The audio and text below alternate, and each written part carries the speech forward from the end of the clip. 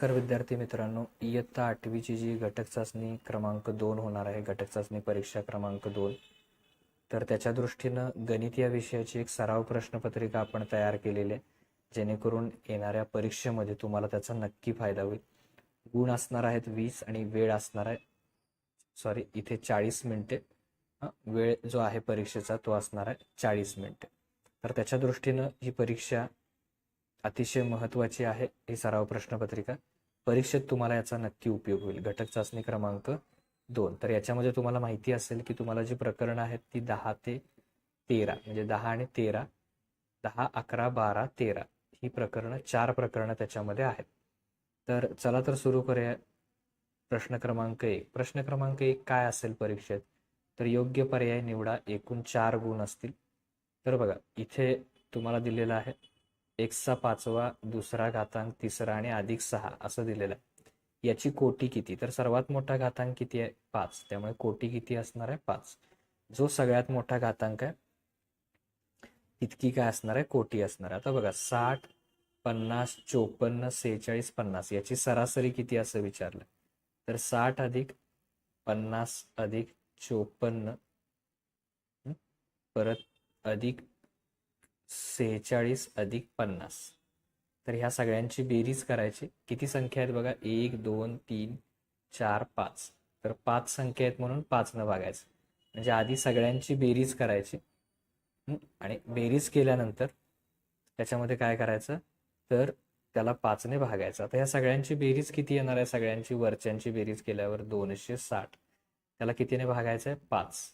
म्हणजे बघा 5 5 25, 26 मधून 25 गेले, 1 उरले आणि वरची 0 10, 5 दुनी 10. तर याचं अचूक उत्तर किती येणार आहे सांगा? 52. म्हणजे सर्व संख्यांची बेरीज आणि किती संख्या आहेत त्यानं भागायचं. आता बघा अधिक 4 इकडे येऊन काय होणार आहे? वजा. मग 9 एक्स बरोबर काय होणार बघा पुढच्या प्रश्नात? 9 वजा 4. 9 वजा 4 म्हणजे किती येणार आहे? 5. म्हणजे पर्याय ए बरोबर. त्याच्यानंतर बघा इथे 42/60 गुणिले 100. शून्याला शून्य गेलेली आणि गेल्यानंतर बघा 6 1 6, 6 7 42, 7 10 70.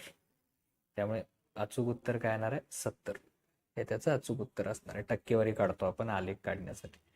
तर बघा एक्स वजा 2, वजा 2 इकडे येऊन काय होईल? अधिक 2 आणि 4 आणि 2 किती होणार आहेत? 6. म्हणजे पहिल्याचं उत्तर काय येणार आहे? एक्स बरोबर 6. आता बघा x/3 बरोबर 4 आहेत. तर याच्यामध्ये काय होणार? तर हे भागिले 4 इकडे येऊन काय होतील? गुणिले. म्हणजे 4 त्रिकम किती येणार आहेत? 12. म्हणजे याचं उत्तर काय येणार? 12. आणि त्याच्यानंतर बघा 21 एक्स वर्गला कितीने भागायचं आहे? 7 ने. 7 x ने भागायचं आहे. 7 त्रिक 21 आणि इथे x आहे आणि इथे x वर्ग आहे, म्हणजे आणखीन एक पाहिजे 3x. 21 x वर्ग मधून 21 वर्ग बाकी उरणार 0. म्हणजे भागाकार किती आला सांगा? 3x. तर भागाकार केल्यावर किती येणार आहे? 3x. अशा प्रकारे ह्या जोड्या जुळवायच्या आहेत. म्हणजे पहिल्याचं उत्तर x बरोबर 6, x बरोबर 12 आणि 3x. ह्या प्रकारे योग्य जोड्या जुळवायच्या. आता पुढे बघा भागाकार करा आणि बाकी लिहा. तर याच्यामध्ये बघा 5x वर्ग आणि वजा 5x चा घन असा आहे ते. 5x चा घन वजा 3x वर्ग आहे, त्याला x वर्ग न भागायचं. तर बघा इथे 5 आहे त्यामुळे 5 घ्यावं लागेल. x वर्ग न भागायचं, x वर्ग न. इथे वर्ग आहे, इथे घन आहे, म्हणजे अजून एक x पाहिजे. मग 5x घन, त्याच्यातून तीच संख्या वजा केल्यावर 0 राहील. आता बघा वजा 3x वर्ग आहे, तर वजा 3x वर्गासाठी काय करावं लागणार? तर वजा 3 घ्यावं लागणार. इथंही x वर्ग आहे, इथेही x वर्ग आहे, त्यामुळे आणखीन x घ्यायची गरज नाही.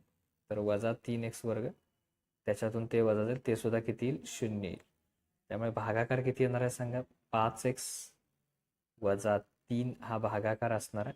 ओके, चूक उत्तर त्याचं 5x वजा 3 आणि बाकी किती असणार आहे सांगा? 0. म्हणजे हा भागाकार आणि ही बाकी. आता बघा 17p वजा 2 बरोबर 49 आहे. तर -2 इकडे येऊन काय होतील सांगा, अधिक. म्हणजे 17p बरोबर काय होणार, 49 आणि 2 किती येणार, 51. म्हणजे किती आले बघा, 17p बरोबर 51. आता 17p म्हणजे काय, तर गुणिले 17, इकडे येऊन काय होणार, भागिले. म्हणजे 51 भागिले 17, 17 त्रिक 51, म्हणजे किती येणार आहे, 3. 51ला जर 17ने भागला आपण, किती येणार आहे, 3. त्यामुळे याचं अचूक उत्तर किती येणार आहे, p बरोबर 3. आता बघा fi मध्य काढायचा आहे, x बार बरोबर. तर त्याचं सूत्र काय, सगळ्या fi ची बेरीज भागिले n. मग fi किती आहे, 100. 100ला कितीने भागायचं, 20ने. शून्याला शून्य गेली, 2×5 = 10. म्हणजे अचूक उत्तर किती येणार आहे त्याचं, 5. हे सूत्र वापरून काढायचं, किती येणार आहे, मध्य 5 येणार आहे. आता बघा विभाजित स्तंभालेख काढा. आलेखावर ह्या माहितीच्या आधारे स्तंभालेख काढायचा. काय करायचं, तर यांची बेरीज करायची, 51, परत हे 40, परत 35 आणि 45. तर यांची बेरीज करायची आणि ही बेरीज काढल्यानंतर जी बेरीज आल्या तेवढ्या ह्याचा काय करायचा, स्तंभालेख उभा करायचा. 1 सेमीवर काय घ्या, 10 मुले किंवा मुली हे प्रमाण घ्या आणि मग हा आलेख काढा. आता शेवटचा प्रश्न भागाकार करून बाकी लिहायचे 4 गुणांसाठी. तर बघा याच्यामध्ये काय करणार, तर p वर्ग अधिक 7p वजा 5 याला कितीने भागायचं आहे, p अधिक 3 ने भागायचं. ओके. तर बघा इथे p वर्ग आहे, इथं p, म्हणजे अजून एक p घ्यावा लागणार आणि आणखीन एक p घेतल्यानंतर, 1 मिनिट. तर बघा इथे लिहूया आपण, जस्ट अ मिनिट. तर याच्यामध्ये बघा, ओके, थोडंसं इथे लिहूया, व्हाईटवर या. p वर्ग अधिक 7p वजा 5 त्याला p अधिक 3 ने काय करायचं आहे, भागायचं आहे. म्हणजे p वर्ग आहे तर अजून एक p घेणार, p गुणिले p वर्ग, आणि p गुणिले 3 केलं तर किती येणार, 3p. तर p वर्गला p वर्ग जातील, 7 मधून 3 गेले, 4p राहणार, वजा 5. आता बघा p ऑलरेडी आहे, फक्त काय करावं लागणार, अधिक 4 घ्यावं लागणार. आता 4 घेतल्यावर काय होणार बघा, हे परत लिहितो मी इथं, 4p वजा 5. तर 4p आणि 4 त्रिकम 12, तर अधिक किती येणार आहे, 12. वजा करताना काय होणार, हे चिन्ह बदलणार, 4pला 4p गेले, वजा 5 वजा 12 वजा 17. हे त्याचं अचूक उत्तर येणार आहे. म्हणजे बाकी वजा 17 आणि भागाकार किती येणार आहे, p अधिक 4. तर याचं उत्तर लिहायचं, सर्व सोडवायचं, p अधिक 4 भागाकार आणि वजा 17 काय असणार आहे, त्याची बाकी असणार आहे. तर अशा प्रकारे आपण काय करायची, ही प्रश्नपत्रिका व्यवस्थित सोडवायची आहे, 20 गुणांची. ओके. इतरही विषयांच्या आपण 8वीच्या प्रश्नपत्रिका बघणार आहोत. त्या सर्वांची लिंक खाली डिस्क्रिप्शनमध्ये दिलेली आहे, तिथे जाऊन तुम्ही बघू शकता. Okay, thank you.